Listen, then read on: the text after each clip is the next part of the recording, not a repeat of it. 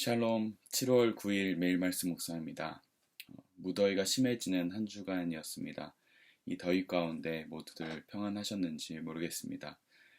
많이 덥고 지치고 또 힘든 시간들이지만 우리가 육신의 지배를 당하지 않고 정말 마음의 영으로 하나님께서 주시는 충만한 사랑으로 말미암아서 우리 육신까지도 시원해지고 마음이 주님으로 인해서 풍성해지는 이 주말 아침 되시길 소망합니다. 오늘은 지난 시간에 이어서 하나님의 언약에 대한 말씀을 나누고자 합니다. 하나님께서 다윗에게 영원한 언약을 약속해 주셨는데요. 오늘은 그 영원한 언약이 실패한 것 같은 그 현실 속에서 그것이 더 이상 유효하지 않은 것 같은 그런 상황이 되었을 때 우리가 무엇을 바라보아야 하고 또 어떻게 우리가 대처하며 살아가야 할지를 함께 묵상하고 나눠보는 시간을 가져보고자 합니다. 그래서 오늘 본문 말씀은 예레미야 31장 31절부터 34절 말씀을 통해서 하나님의 언약에 대한 말씀을 또 나눠보고자 합니다. 제가 먼저 읽겠습니다. 그때가 오면 내가 이스라엘 가문과 유다 가문에 새 언약을 세우겠다. 나 주의 말이다. 이것은 내가 그들의 조상의 손을 붙잡고 이집트 땅에서 데리고 나오던 때에 세운 언약과는 다른 것이다. 내가 그들의 남편이 되었어도 그들은 나의 언약을 깨트려 버렸다. 나 주의 말이다. 그러나 그 시절이 지난 뒤에 내가 이스라엘 가문과 언약을 세울 것이니 나는 나의 율법을 그들의 가슴 속에 넣어주며 그들의 마음판에 새겨 기록하여 나는 그들의 하나님이 되고 그들은 나의 백성이 될 것이다. 나 주의 말이다. 그때에는 이웃이나 동포끼리 서로 너는 주님을 알아라 하지 않을 것이니 이것은 작은 사람으로부터 큰 사람에 이르기까지 그들이 모두 나를 알 것이기 때문이다. 내가 그들의 허물을 용서하고 그들의 죄를 다시는 기억하지 않겠다. 나 주의 말이다. 아멘. 다윗의 언약이 영원할 것 같았지만 오늘 본문의 배경은 예레미야가 더 이상 하나님의 백성인 유다 왕국이 더 이상 존립하지 못하리라는 하나님의 말씀을 들은 뒤였습니다. 오늘 예레미야에게 닥친 현실은 그 영원할 것이라는 약속이 파기된 것 같은 그런 상황이었습니다. 이제 그 왕조는 기울어져 가고 있었고 그보다 더 놀라운 것은 하나님께서 그것을 행할 것이라고 말씀하셨다는 것입니다. 예레미야 25장 8절 9절에 이렇게 되어 있습니다. 그래도 듣지 않으니 이제 만군의 주님께서 이렇게 말씀하십니다. 너희가 나의 말을 듣지 않았기 때문에 내가 나의 종 바벨로니아 왕 느부갓네살을 시켜서 북녘의 모든 민족을 데려오겠다. 나 주의 말이다. 내가 이렇게 그들을 데려가다가 이 땅과 그 주민을 함께 치게 하며 그 주의 모든 민족을 치게 하겠다. 내가 그들을 완전히 진멸시켜 영원히 놀라움과 빈정거림과 조롱거리가 되게 하고 이 땅을 영원한 폐허더미로 만들겠다. 바로 이 말씀을 예레미야가 들었던 것입니다. 분명히 하나님께서는 다윗에게 사무엘하 7장 16절에 보면 너의 집과 너의 나라가 너의 앞에서 영원히 보존되고 내 위가 영원히 견고할 것이다 라고 말씀하셨는데도 불구하고 하나님께서 이스라엘 백성들의 상태를 보시고 말씀을 순종하지 않는 그 모습을 보고서 그 땅을 완전히 진멸시키고 그래서 폐허더미가 되고 사람들은 그들을 놀라움과 더불어 빈정거림과 조롱거리가 되게 만든다고 말씀하신 것입니다. 예레미야는 이 멸망의 때에 살았던 예언자였습니다. 그래서 그의 그 안타까움 때문에 예레미야서뿐만 아니라 예레미야 애가라는 그 눈물의 시들이 정말 그렇게 빽빽하게 들어가 있는 것입니다. 예레미야는 진심으로 그 마음을 아파하며 나라의 멸망을 슬퍼하고 또 하나님의 말씀을 귀담아 들으며 하나님의 뜻을 청종하고 그 마음을 백성들에게 전했던 예언자였습니다.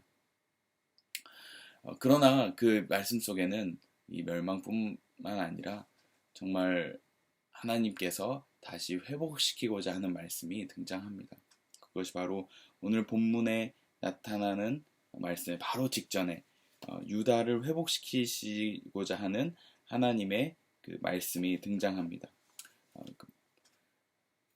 29장 10절에 보면 이렇게 약속하십니다. 70년이 지나고 나면 내가 그 나라를 회복할 것이다. 이렇게 말씀하십니다. 그리고 오늘 본문 바로 이전에 유다의 회복에 대해서 말씀하시면서 이렇게 기록되어 있습니다.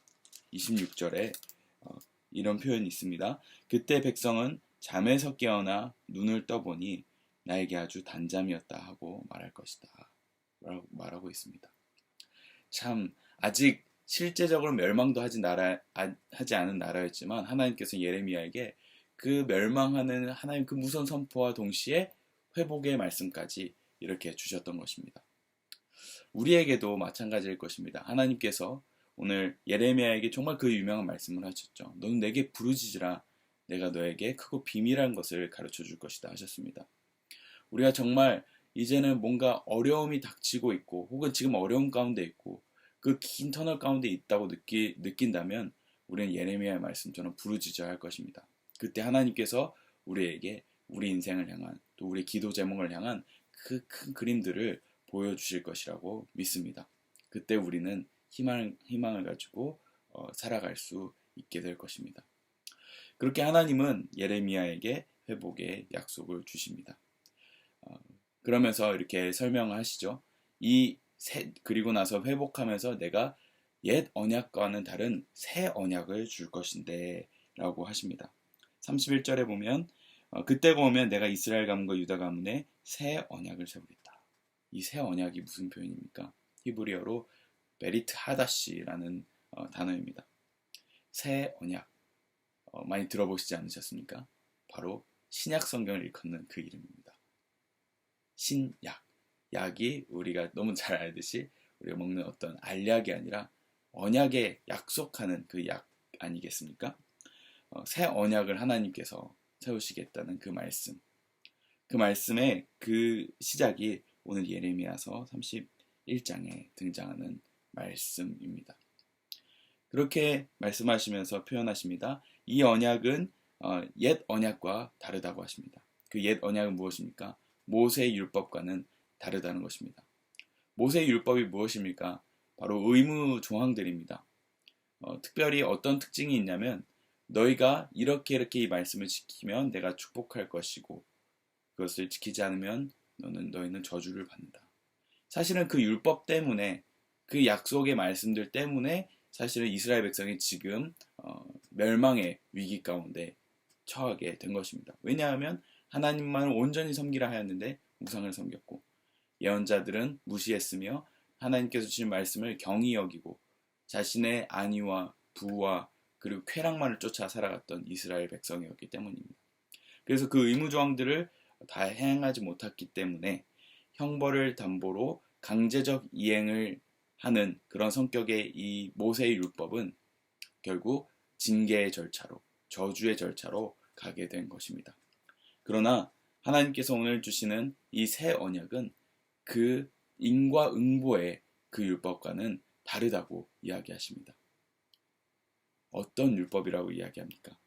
결론부터 이야기하자면 바로 하나님께서 모든 허물을 덮어주시는 언약을 말씀하고 계십니다. 34절에 이렇게 되어 있습니다. 내가 그들의 허물을 용서하고 그들의 죄를 다시는 기억하지 않겠다. 라고 합니다. 무조건적으로 우리를 용서하신다는 것입니다. 근데 그 과정이 어떻게 이루어질까요? 어떻게 그 새 언약이 이루어지게 될까요? 너무 잘 아시죠? 바로 마음속에 그 말씀이 새겨짐으로 말미암아서 우리에게 그 새 언약이 성취된다고 이야기하십니다. 이전의 모세의 율법은 돌판에 새겨야 했고 또 몸의 할례를 행해야 했지만 이제는 그 말씀이 우리의 마음에 새겨지고 우리의 마음이 깨끗해짐으로 인하여서 하나님의 말씀이 우리 속에 거하게 된다는 것입니다. 어떤 표현이 있습니까?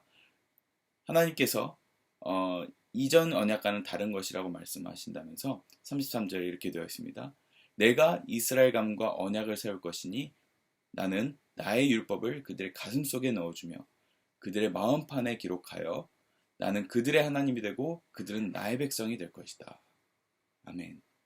나는 그들의 하나님이 되고 그들은 나의 백성이 될 것이다. 무슨 말입니까? 이제는 하나님과의 친밀한 교제가 시작된다는 이야기입니다. 이제는 무서워서 그 조항을 지켜야 했는데 이제는 하나님께서 직접 말씀하시고 그리고 그 말씀을 듣고 우리는 듣고 그리고 마음속에 자원하는 마음이 생겨서 그 말씀을 지키고자 하는 마음이 생긴다는 것입니다.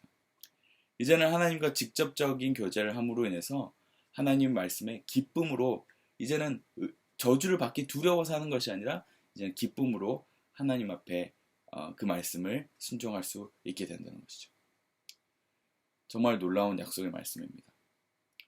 그 방법을 기록한 것이 사실은 요엘서 말씀입니다.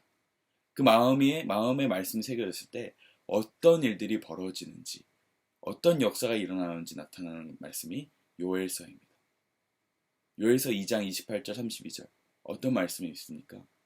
우리 지난주 목사님께서 하셨던 그 중요한 말씀. 자녀들은 예언할 것이요 청년들은 환상을 보고 아비들은 꿈을 꾸리라. 무엇이 임하면? 성령이 임하면. 바로 마음판에 말씀을 새겨주신다는 것은 성령으로 역사하시겠다는 것입니다. 그로 인해서 우리는 이제 개인적으로 하나님과 친밀한 관계를 누리는 자들이 되었다는 것입니다. 어떠십니까? 이번 한 주간 동안 하나님과 그 친밀한 그 교제를 나누셨습니까? 마음속에 하나님의 말씀이 한 구절이라도 생각나서 그 말씀을 정말 하나님께 성취하시는 것들을 경험하셨습니까? 그러셨다면 정말 여러분들은 그 새 언약 속에서 그 언약을 누리는 자인 줄을 믿습니다. 그런 삶을 사는 사람을 고린도후서 3장 1절에서 3절은 이렇게 표현합니다. 그리스도의 편지라고 말합니다. 하나님께서 우리 속에 우리 마음속에 말씀을 새겼기 때문에 우리는 그 말씀이 새겨져서 나만 기억하는 것이 아니라 사실은 그 삶이 편지가 되어서 그 말씀이 내 삶으로 체득되고 나타나서 나 이외에 다른 사람이 하나님의 말씀을 경험할 수 있게 된다는 것입니다. 즉 하나님께서 우리에게 마음판에 말씀을 새겨주셨다는 것은 저와 여러분들이 개인적으로만 하나님과 관계에서 순종하는 것뿐만 아니라 우리의 삶을 통하여서 다른 사람이 하나님의 살아계심을 경험하게 하는 도구로 사용하시게 된다는 것이죠. 그래서 하나님께서 하나님의 영으로 가슴판에 저와 여러분들을 에게 말씀을 새겨주셔서 다른 사람에게 전달되는 편지로 사용된다는 것을 고린도후서 3장 1절부터 3절에 기록되어 있습니다. 제가 잠시 읽겠습니다. 우리가 이렇게 말하는 것은 우리 자신을 지켜 올리는 말을 늘여놓은 것입니까?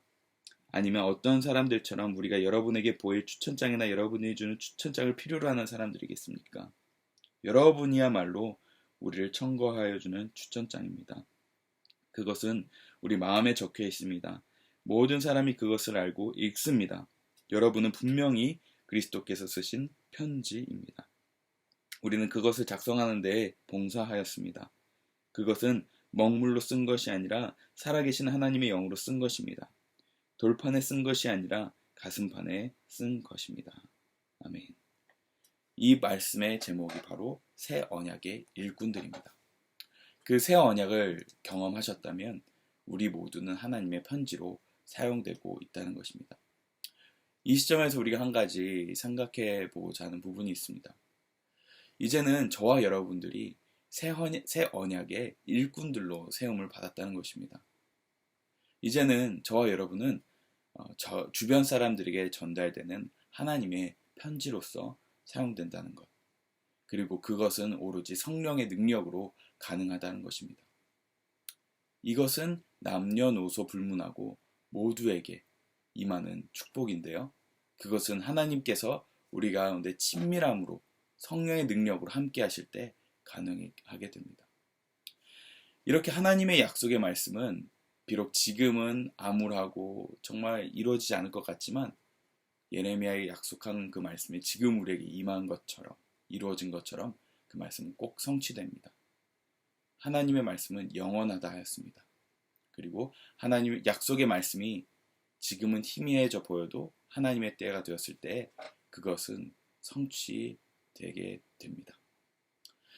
저와 여러분은 그것을 믿고 그리고 소망 가운데서 인내하는 자들입니다.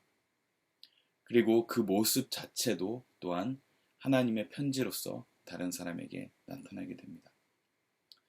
이런 상황 가운데서 혹시 주변에 정말 하나님을 만나고 그리고 변화받았으면 하는 지체들이 있으십니까?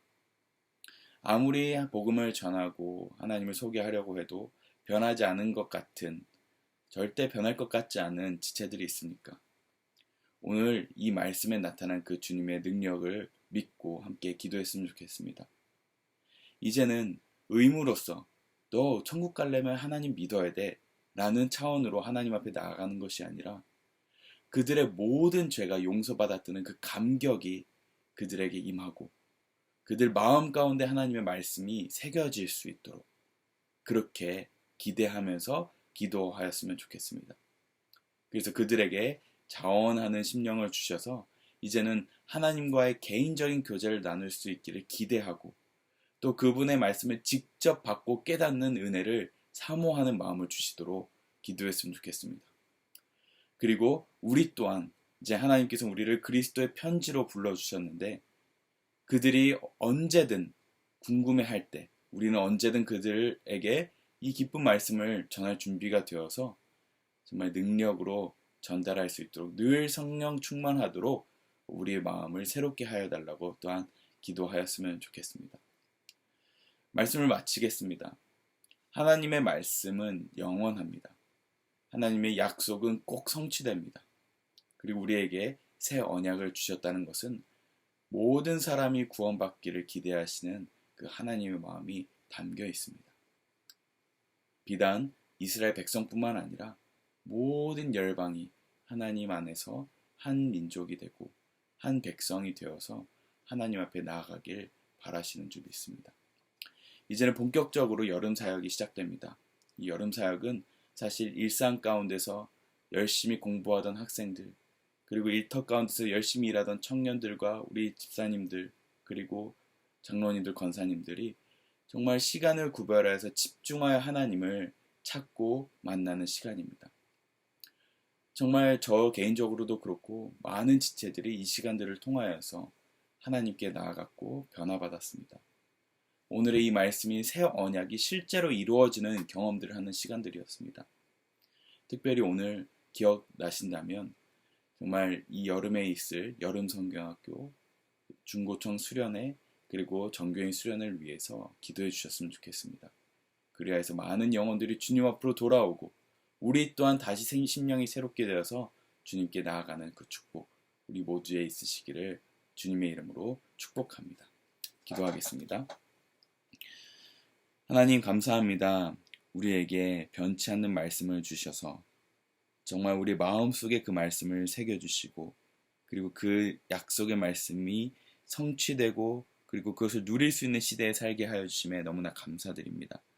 하나님 오늘 이 시간 성령으로 충만하게 하여 주셔서 이 말씀을 듣는 모든 지체들에게 하나님 새 마음을 허락하여 주시고 자원하는 마음을 주시고 그 말씀이 생명력이 있고 살아 넘쳐서 정말 주님 우리 삶을 정말 주님 앞에 기쁨으로 나아갈 수 있는 주님과 깊은 친밀한 교제가 이루어지는 그 역사를 이 시간 허락하여 주시옵소서. 그리하여서 우리 자신 또한 주님의 그리스도의 편지가 되어서 그 말씀을 전달하는 정말 살아있는 말씀, 정말 예수님께서 성육신 하신 것처럼 우리 또한 이 땅에서 성육신으로 살아갈 수 있는 우리 모두 될 수 있도록 주님 축복하여 주시옵소서. 감사드리며 예수님 이름으로 기도합니다. 아멘.